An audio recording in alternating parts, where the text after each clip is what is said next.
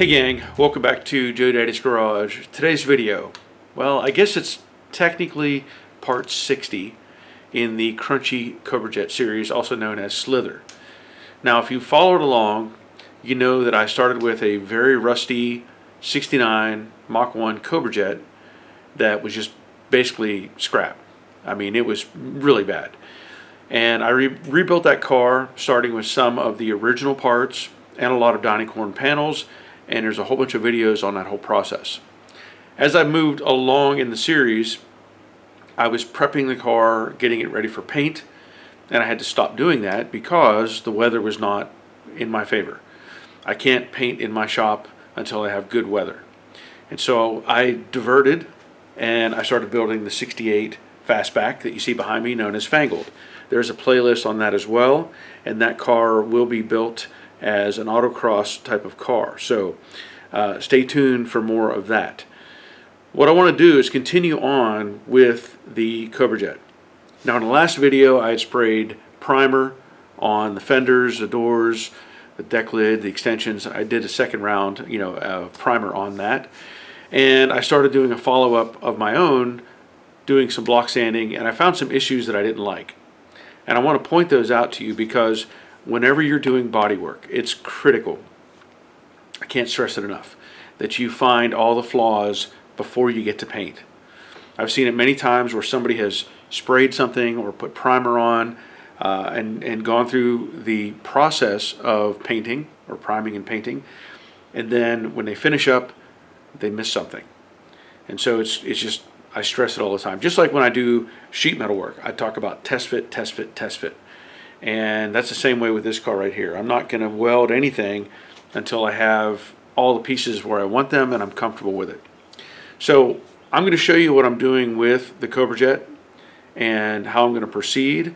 The weather has changed again. The temperature has dropped slightly. I think I'll be able to spray primer again probably Wednesday or Thursday of this week, and we'll see how that goes. But I'm going through some of the extra body work that I have to take care of, and I want to show you some of those details. So here's the car. I repositioned it back in the paint booth, and I had plastic over it previously. I have saved the plastic because I'm going to reusing that. And as you can see, I rehung the driver's side fender and put the door back on. Here is the passenger side fender, and I'm pretty happy with how this has turned out.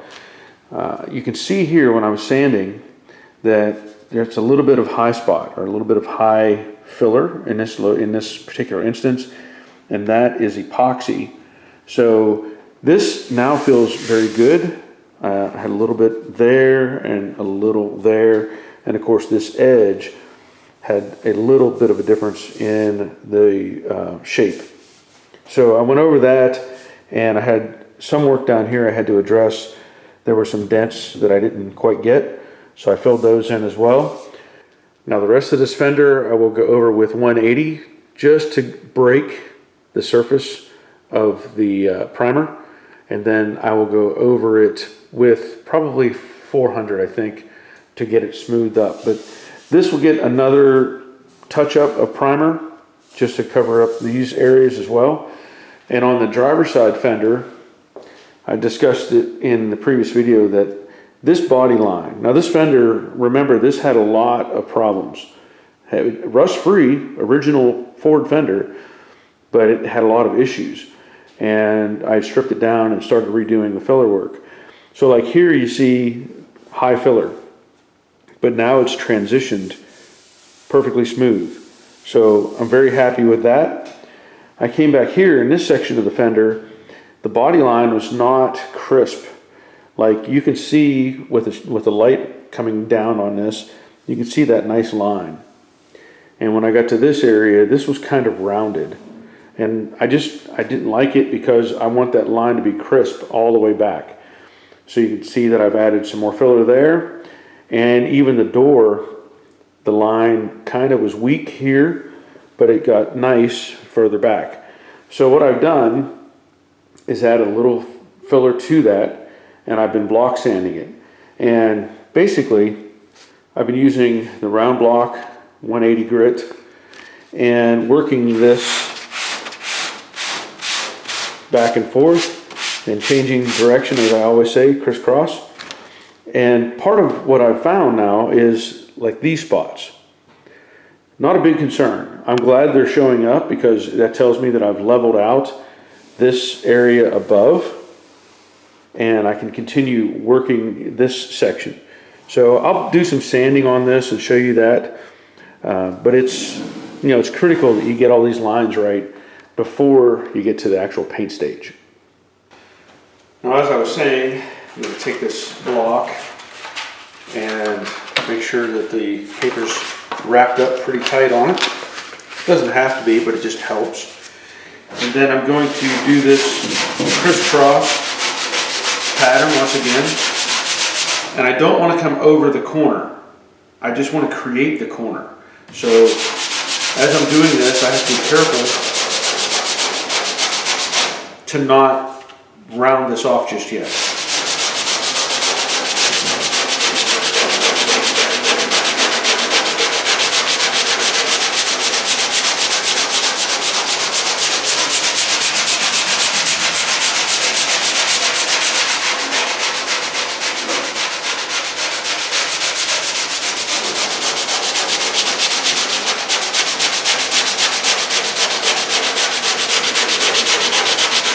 And you can see I'm changing direction. I'm coming down, I'm going up, crisscross.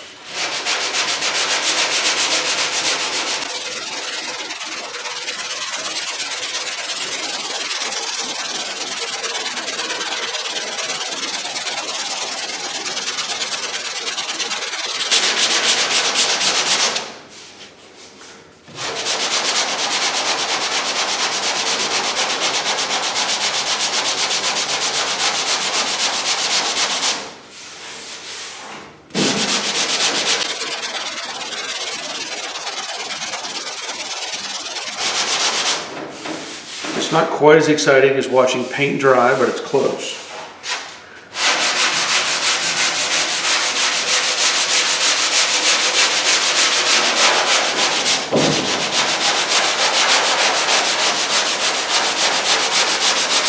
Now you can see back here I have the upper portion of this coming flat on the surface. So I'm not trying to completely use the flat area in one direction. Like by doing this, this limits how much I can remove because it's following this shape.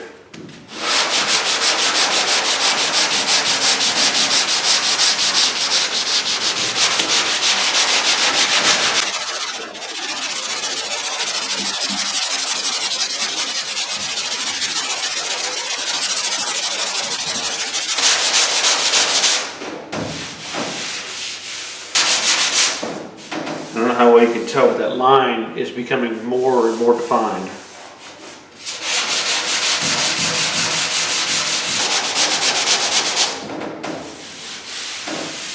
Almost there.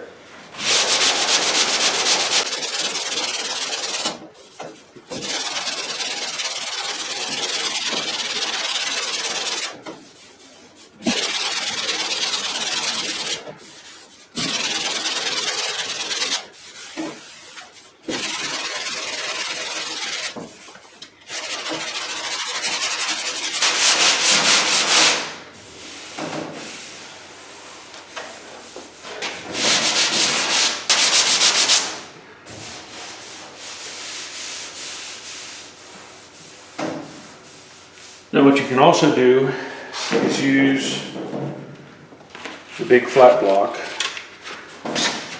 to also mimic that. You just get more surface area.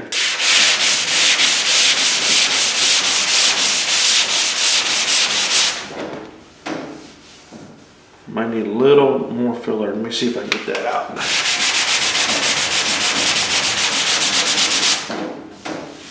Oh, that's better.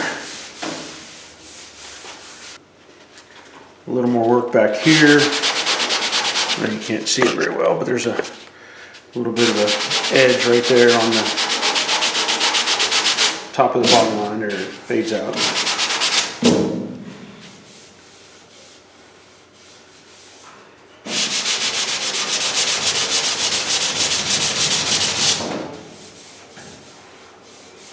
It's all tedious, but it pays off.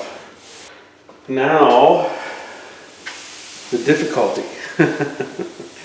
How much do you take out of this? You know? Because once you start knocking off that edge, there's no turning back. So what I think I'll do is take, I'm gonna get a different block. These are too stiff. I've got this block, which is pretty soft. And it's great for getting into, you know, radiuses and stuff because it'll form and follow the shape. However, I don't want that. I want to reduce the corner. So gently,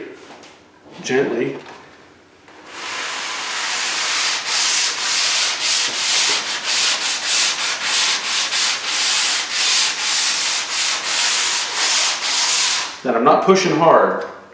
I'm actually kind of collapsing it just a little with my hand.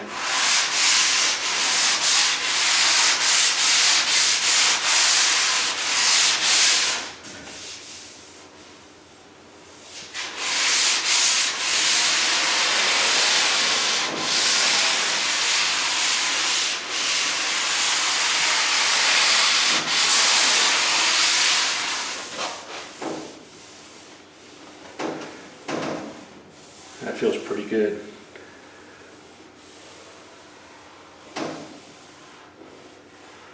Pretty close.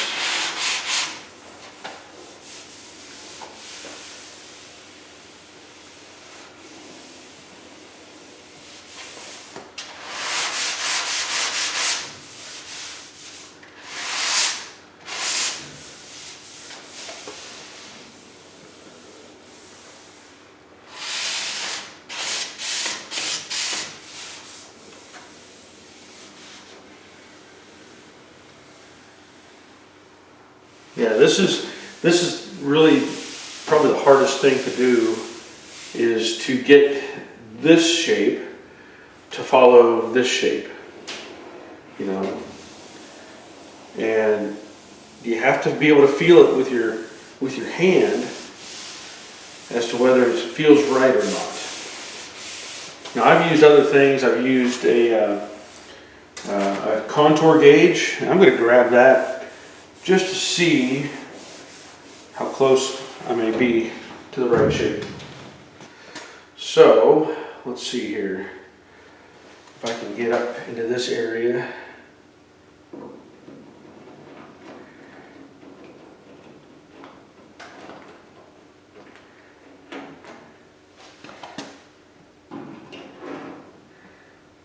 Yeah, that feels pretty good. Yeah, the corner's good. The transition's a little bit deep compared to up here, but it's not bad. The corner is what I'm more worried about than anything. The rest of it will just be there. Yeah, that's really close. Now I can see the door changes.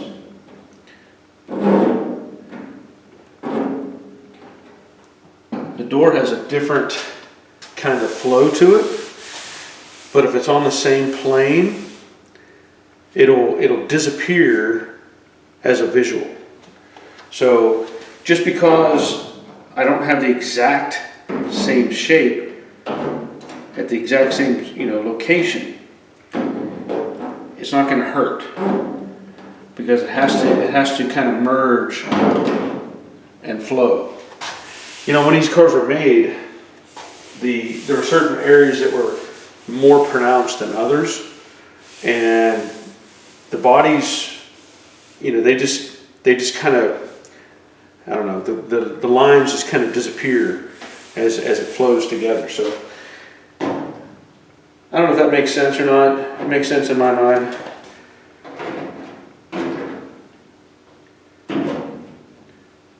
So we're going to go with that, get some primer on it again, and see how things look. So one more thing to look at here. the shape of this door is going to change over its length.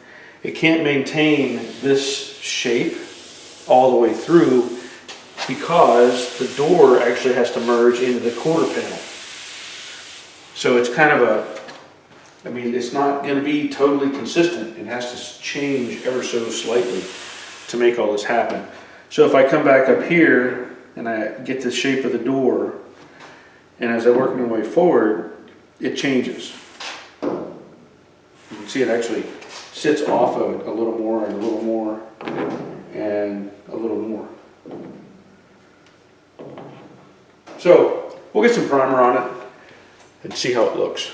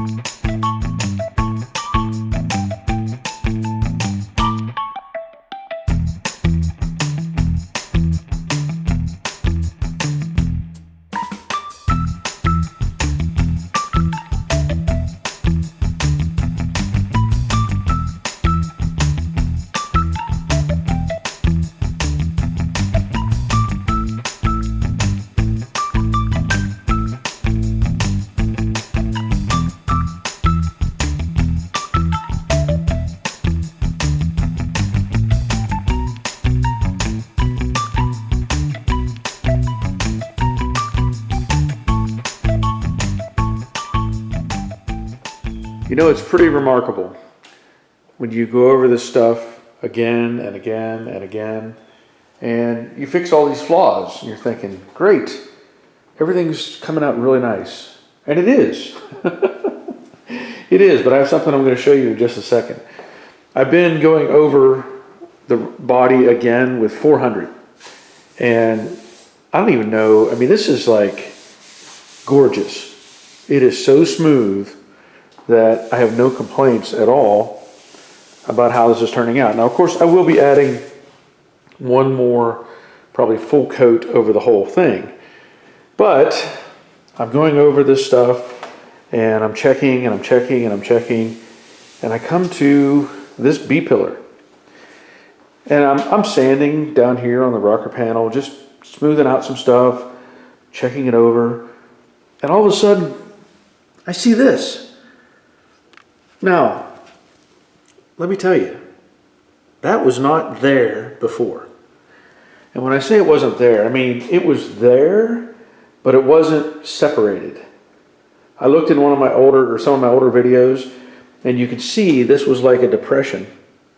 So apparently whenever they spot welded this, they may have gotten it too hot, and just from being here, being, you know, welded in, whatever, that separated.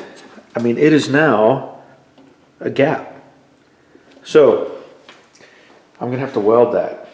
It's not that big a deal, but it's something that I should not have to mess with. It's odd that stuff like that shows up at this point whenever I'm at final stages. But anyway, just pay attention to everything you're working on. Don't go Bondo blind or primer blind. Check over everything before you get too far along. So I'll get that welded and get this taped up, and we'll see if we can get some primer on it soon.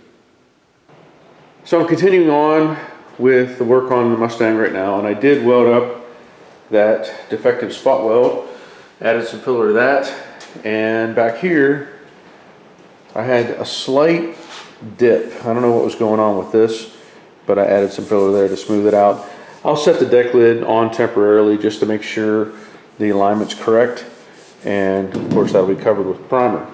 Now, I don't know if you can hear it or not, but it is raining outside, and it's been raining pretty steady since yesterday. And Well, it's about noon right now. When I come out to the shop this morning, I did not expect to have a problem with my roof.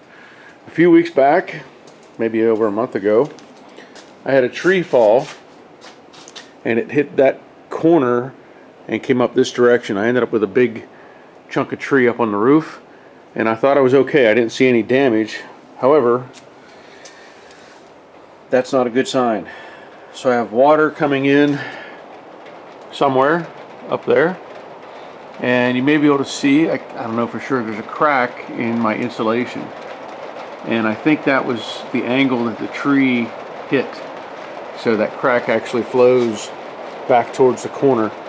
So I have water coming in somewhere in that area, and then I also have water coming in at a second spot, my pile of cardboard over here. So there's water accumulating there as well. You may be able to hear the rain. Nothing I can do about it now, so I guess I'll just keep working on the Mustangs. You know, it's always something, right? I had this roof I put on a few years ago. I don't know how many, 4 or 5 years ago. Architectural shingles. I went a little overboard with the good shingles, and man, I really did not want to have to deal with something like this. But I'll just have to wait till it quits raining anyway. So keep plugging away. So I thought I would show you the masking process. Now, I am blocking off any of the holes that are on the drop-off panels, also marking off or taping off the side marker light, and then I started taping off the taillight openings. And I was doing this one piece of tape at a time, and that was working, and I realized, you know, there's probably a better way to do this. And so after doing the second one, I decided to take just 3 pieces of tape by themselves and create one big piece. Now, this worked very well. And, you know, when I worked at Delta, we used to have to mask off parts like this, and they had wide tape that was available. I don't know if that's something I could get a hold of from somewhere else, but they had tape that ranged up to 18 inches wide. And I thought, boy, that would be kind of handy to have for doing stuff like those taillights, because then you could just do one big piece over all 3 of the taillights. And I should probably do some research on that, just see what's available out there. Now here I'm masking off the trunk opening, and you'll see I'm doing this in segments. And the back section here, I had to do it just in a couple different ways, because that the mount point for the trunk latch was in the way. And I also add tape into the corners so that I know I have enough there to grab onto whenever I start laying the paper in. And I've been doing this long enough that I can say, you know, I can look at pretty much the distance and guesstimate the amount of paper that I'm going to need. And I usually get really close on the first try. Here I'm doing the same thing with the back window opening. This is the way we've always done it. This is the way we did it at the body shop, and this makes the most sense to me. If you're taping off the surface of the flange, you're doing yourself a disservice, because you really want to have the primer and the paint get all the way into the radius of the opening there. So here again, I'm adding paper, and this one I made it a little bit long, so I just took a razor and cut it down and then just pressed it into place. And normally whenever I do these, if I do the upper portion, I don't always do it like this. Sometimes I'll put the tape on top and then stick it to it, you know, the other piece that's already there. But I thought, you know, I've got this the tape, I'm gonna have to put it down anyway, so why waste the long piece of tape to make these, and you know, make this come together. Now, one thing I did run into when I was doing this, I was a little concerned, and I ended up taking a paint stick and stretching underneath the paper to make contact and press it together. Now here I'm doing the wheel well opening, and this is the same process. I'm adding tape to the inner lip because I want to get primer all the way up into the surface area of the lip flange here, and again doing it in segments and just taking time to get everything, you know, masked off. By doing it this way, you can reach up behind and press the paper together with the tape. Just an easy way to do it. And then of course I bunch up the centers, and just try to get those to interact together around the brake drum. Now here, back masking the rocker panel, same process. I did add more tape there, but at the wheelhouse opening, and of course finished off the front section with more tape as well. Now here I just guesstimate again a big piece of paper. I don't care if it's the full length or not, and I ran into some problems with my paper masking machine. I don't know what's going on with it. Sometimes the paper and the tape don't line up correctly after I start pulling the paper out, so I have to reset some things.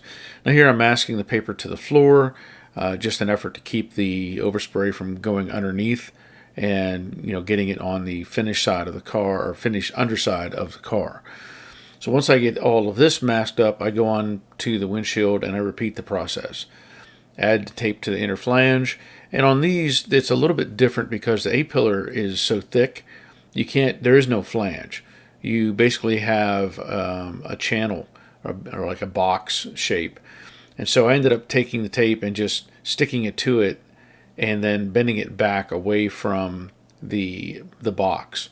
It just made more sense to me to do it that way than to try to tape it to the flange like I was saying. And here I am again putting it on the inside of the box and just bending it back. Adding more tape down in the corner to try to make sure I've got enough there to catch it. And then I brought this paper in. I probably could have made this piece just a little bit longer, but it works out just fine. If you don't have enough, you can always do what I'm going to do. Same thing right here. I will get more paper and create the effect that I want.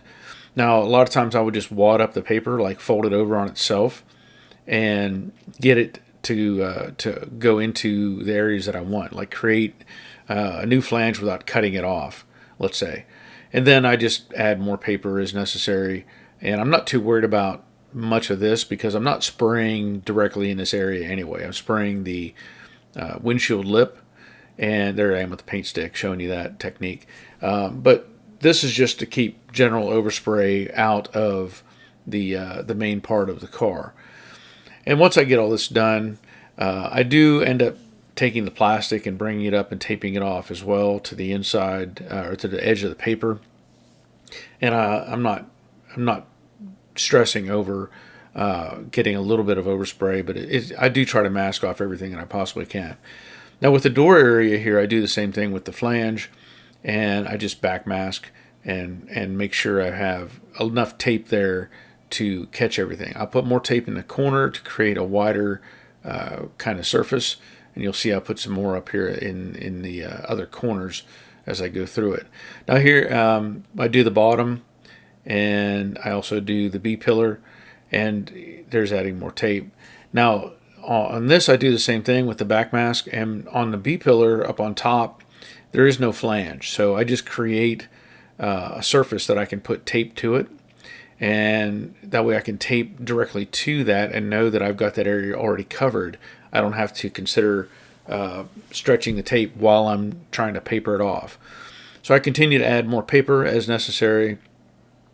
This is just a way that I've done it, where you create the largest surface you can, let's say, or cover the most you can with the biggest piece of paper, and then work your way down from there. So adding small pieces as necessary and filling in the little spaces, and then of course taking all of that and folding it to make it meet that top of that B pillar as I mentioned earlier. And then by doing it this way, you can continue to put your hand up inside of the paper and press the two pieces together where the tape meets. Here I am folding that back again, like I was saying, creating a different angle or edge, and just keep on adding tape and paper until I get the result that I want. Years ago, we had a guy at the body shop who his name was Tony. He was a smaller guy, and his hands were so small that he could take the roll of tape and just slip it over his hand and keep it on his wrist.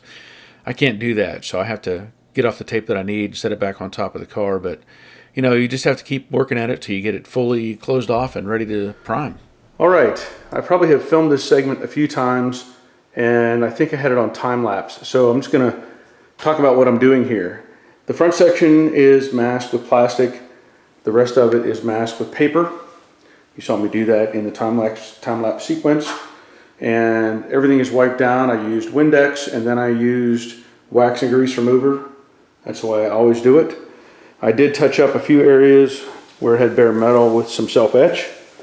That's what I've always done. Haven't had a problem with that. So all this is ready to go. I'm not too worried about having that space open underneath there because I'm not going to be spraying down for it to go underneath the car. Again, everything is papered up. I do have the door. This is the driver's side door. It's ready to go as well, along with the fender and of course the other fender that needed some work done to it. Hopefully this takes care of all of the primer that needs to be done to this car. Now, I'm going to be spraying this with this spray gun. This is the Master Pro 88 gun. I don't know if you can read that or not. I'll post a link to this in the description below, along with everything else that I ever, use or try to demonstrate. So if you're interested, you can go to the links and look at those. But I'm going to do this mostly, I figure I'll probably just do this in time lapse. I'm not going to show mixing up the paint. That's the Deltron by PPG that I've been using. So I'll get that mixed up and we'll get ready to put some primer on. So I was all ready to start priming. I set up the gun, hooked up my air hose, and you know what? Something was wrong. As it turns out, the little air pressure regulator that I had on the gun had failed, and it would not let any air flow through correctly. So then I went and replaced the regulator with another one that I had and came back in and started spraying the primer. Now, this primer is the Deltron, and I showed it before in the previous videos, and I had added some reducer to this as well, probably a little bit more than I did in the past, just to try to get it to lay out a little better. Now, I did this half of the roof, and then I come back over to the other side, and I do the other half of the roof as well. This is probably the hardest part when it comes to painting because it's so high up, and you have to lean out over the car to make this, make it apply correctly. And I don't particularly like that part of it. I know I typically have problems. If I do have any problems, let's say I have it with the surface of the roof. So here, this section as well, it's a little bit different because the angles change rapidly. Normally when you're running a pattern, you follow the whole thing, but the way the roof line on these Mustangs change, you just kind of have to flow with it. So here I am doing the bottom of the rocker panel, and I really wasn't worth moving the camera to film all that. So I went ahead and moved to the back of the car, and then I went to the other side. And this is what I was talking about, where you're running a pattern, and it kind of changes as you're flowing through it with the roof line narrowing down and the quarter becoming wide. So I did the bottom section there, and of course the wheel opening, and I rolled that up into the roof some, and then of course did the passenger side B-pillar and the rocker panel and the underside once again to make sure everything was coated. From there I moved on to the fenders. Same thing. I started this one, but this one I started at the bottom instead of the top. It just made more sense because of where I was at in the process. And then again repeat the process of flow back and forth. These fenders are so long, it's kind of hard to just do one long sweep without stopping. So you got to take little steps back and forth. And then as I worked my way up, I did the front section, the back section, and the wheel opening, and then again moving back and forth until I get the whole fender covered, and I ran out of primer again. All right, I am very happy with this. The lines look fantastic on these fenders now. Primer laid down really nice, as it should. Again, this is the fender I did the extra work to, and I put several coats of primer on this, knowing that I would be sanding it later. Same way with the door. I put a couple extra coats here, and then I covered the whole thing. So this is looking really, really good. Now, the rest of the car. I had done some work on the B-pillar, just some finish work there. I'd also added a little seam sealer down there in the corners where the A-pillar and B-pillar mount to the rocker panel. Everything else is looking really good. Now, one thing I noticed when right before I sprayed this, I went over this again. I was wiping it down and I felt a lot of texture right here.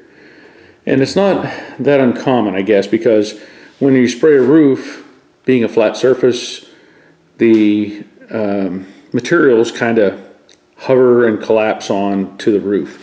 When you're spraying a side panel, the material falls away.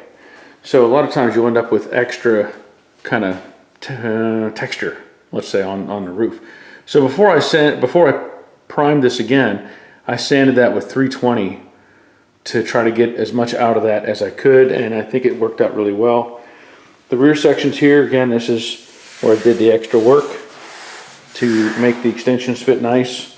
So I put a little extra primer on these. Tail panel looks good. All the other pieces look really good. I did also put a little extra on this side, and I resprayed both of the extensions. So now I wait. And I say that I'm going to wait because I want the primer to completely dry out. I don't want any residue, I don't want any solvents working their way out. So with the temperatures being, now that it's going to start cooling off again, I will just let this sit. It might be a week, it might be 2 weeks, it might be a little longer, I don't know. But I'm going to let this stuff sit and completely dry out, and then I will come back and start sanding again.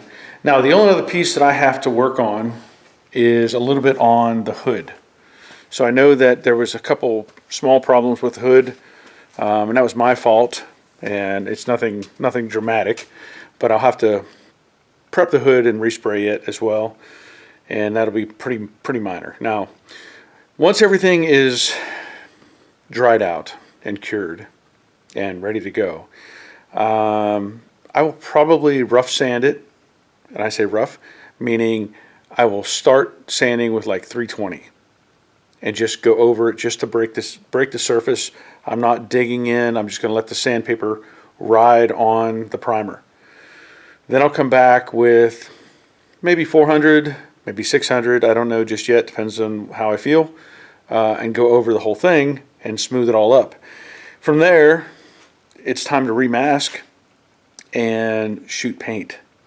And I'm really looking forward to it. Now, one of the things that bothers me about this is I've painted other cars and I've positioned panels so that I can do the whole thing at the same time. And I'm struggling a little bit with the idea of possibly